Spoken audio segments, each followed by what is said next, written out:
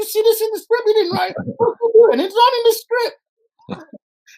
But we did. And then, of course, in the course of it, we discovered, that I really love physical comedy. I love, people falling over and tripping and that kind of stuff. And of course, Will loves that. And so we, as you can see in the whole show, there's always a moment where either Jeffrey's, demolished by the vacuum cleaner, or Will leapfrogs him or carries him or something silly. Yeah. But that's how it was. And so we did it. Debbie Allen directed the pilot. It was strange in the sense that what I had to do was I just had to relax. I just had to just be, and it was kind of difficult because I had this idea that I was this I was just really serious actor, man. I was a deep kind of person. And so it's kind of, no, stop that, relax, just enjoy it. Just move between the scenes from day to day. Just do your bit. And of course, I just started, I started doing that. And I can tell you honestly, that there was not one day that I was at work on The Fresh Prince of Bel-Air that I wished I was somewhere else.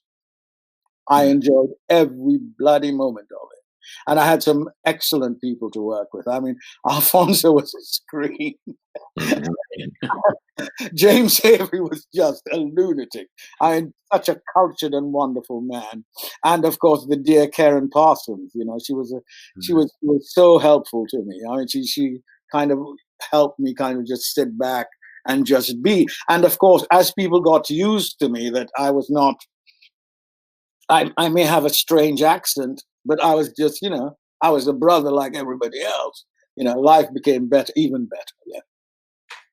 Definitely. Talk about the chemistry. Did it take you guys a long time to develop that chemistry that you had, or was it kind of instantaneous? It wasn't quite instantaneous. It as you know, everybody except for Alfonso, I suppose, was new to that medium. We didn't have TVQ, but it happened. We did our first transmission. I think it was the 9th of September, 1990, or something like that. Anyway, around that time in September 1990. And we were. I think we were. Yes, we were contracted or penciled in for the first 7 episodes, and with the proviso that if it picks up, it'll go on. So that evening, when the show was transmitted,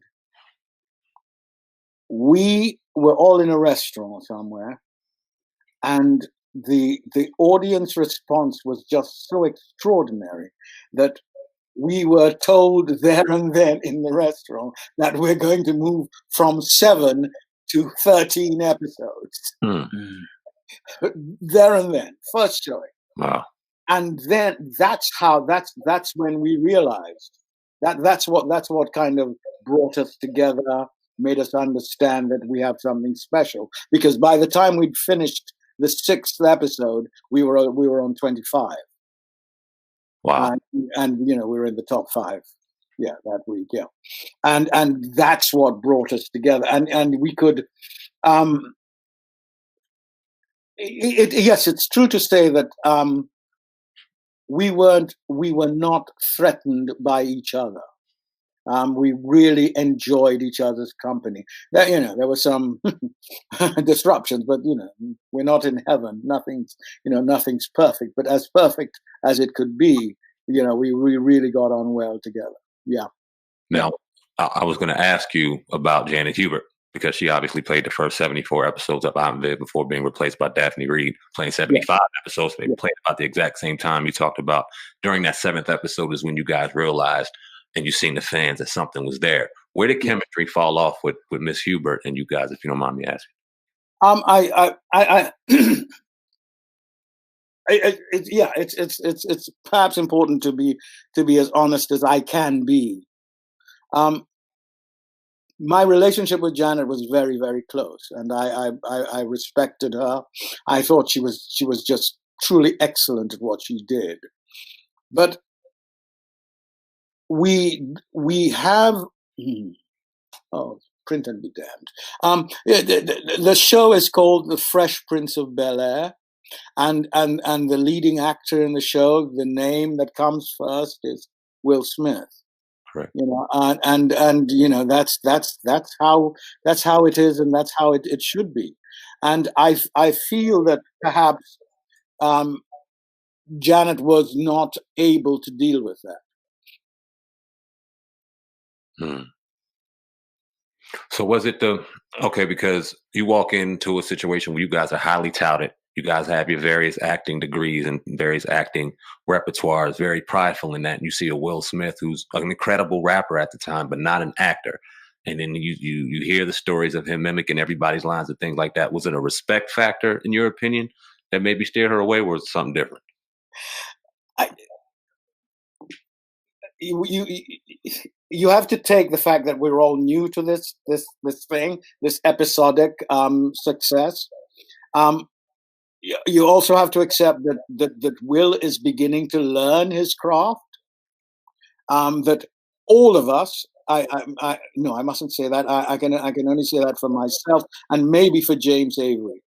All of us, when we started, when we started doing plays and dealing with dialogue and all that kind of stuff, there were things that you had to do to keep on track. And I mean, if somebody's kind of talking while you're speaking, that's that's so what, no, it's more to do with the success corrupts. It eats at you.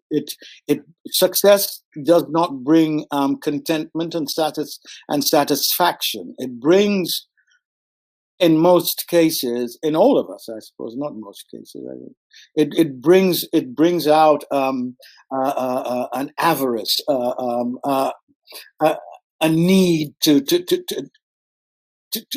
it brings out the question: how much is enough? Mm-hmm. How much is sufficient? And that's what success does. And so you are never satisfied. And I think for a lot of us, that was a very difficult thing to cope with. Yeah. But however, we remained, even with our kind of topsy-turvy ups and downs, we remained close and compassionate with each other. Yeah. Was the whole cast in agreement with letting her go, or was it something like a executive decision? Yes, that's, I don't know about. I'll give you my experience of it. I don't know about the upstairs bit. I'm sure nothing is done without upstairs. So right. I was in London, and I got a call, and I got a call from Will, and I got a call from James Avery, and I got a call from Janet, and Will was asking me, what do I think? Should Janet leave? Should he get rid of her? Should he support her? And I said, you have to do what you have to do. And if you must speak to Janet, you must sit her down, and the two of you, iron out your differences and come to a point of reconciliation. And then I got a call from Avery saying, what do you think? And I said, I cannot think. I don't have an opinion. I don't. We are 7 people with 7 careers, and you have to operate in a very selfish way because it's your career that's on the line. But I said to him, I will do nothing to cut Janet's legs from under her. I will say the truth, but I will not put the knife in her. I will not go to whatever meetings or debriefs and say terrible things about her, because that's not how I operate. She's a worker like me, and I support her. And then Janet called me, and I said, Janet, sweetheart, you have to look at it the way it's set up. It's Will's show, yeah. And he's given you as best. I'm sure he could give you more, but he's given you are the female lead of the show. You really are. And so ask for more money. Give you more money. Just don't create a political impasse that in the end you are the one who's going to suffer. And those were the words I used, and that was it. And then a few weeks later, a few days later, I think, Will called me and said, we can't make a deal with Janet. We offered her a compromise, and she decided she didn't want it. And then a couple of days later, she had a time limit on the compromise, and she decided she would not accept it. And a couple of days later, she called and said, yes, I wish to accept it. And they said, well, no, it's gone past its sell by date. So that was it. Man.